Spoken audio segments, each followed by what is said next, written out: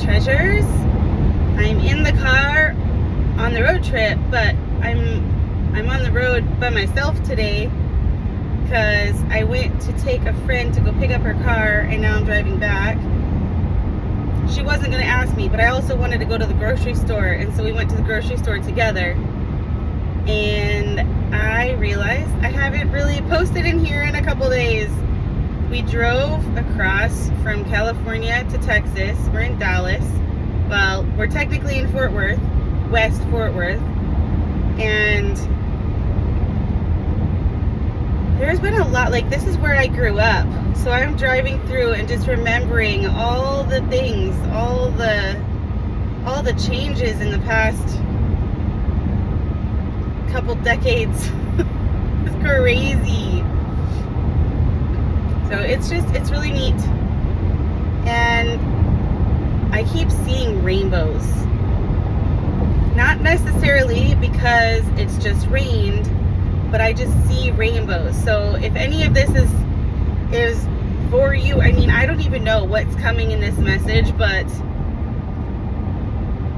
go down history lane sometime. maybe there's something for you. Of course, if it's making you feel bad, don't do it.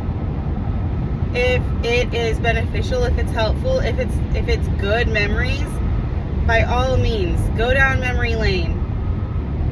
Find the rainbows. Find the blessings. Find the miracles. Find those beautiful moments that maybe you've forgotten about, that maybe you haven't thought about in a while.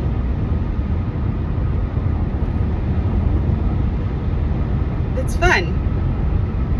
It's really fun. And sometimes on these journeys, when I have gone down memory lane, like literally driving through these streets that I grew up on, I find a moment where there is a not so pleasant memory, and I have learned to sit with it for a minute and just ponder, why are you here? Why are you still holding on? Why are you still holding on like this to me? Like, what is this memory here for? Do I need to keep holding on, or can I release it and just send it off with love and let it go? And I know that some of those are harder than others, but there was this one area of town that I wanted to avoid at all costs, and then that was the area that a really good friend of mine moved to, and so I had to get really real with myself. Do I just avoid this area, or do I deal with whatever it is so that I can genuinely enjoy visiting my friend that just moved to that same area? And I allowed that to be a healing experience for me. And I will tell you, now that I've gone back to visit that friend after a few times, it just has beautiful, pleasant, amazing moments and memories for me. And I'm so grateful that I took the time and energy to actually allow God to heal that and clear that nasty feeling out associated to that area, that physical location, because it is so much better to just be able to go and say, you know what, yeah, I can release, I can forgive, I can let go, and I choose to do that. And I see rainbows again. It's not necessarily even just physical. Like when I go to, like, I look at and I see rainbows, and then I turn, like if I were to turn the camera around, I see a lot of rainbows, but I also see like sun rays. So like you can't really see. I don't think you could see. Maybe you can see the sun rays, but, and I don't know what you can see because I wasn't looking and driving, and I just figured I could turn the camera around. But anyways, I see the rainbows, and I see God's promise in those rainbows.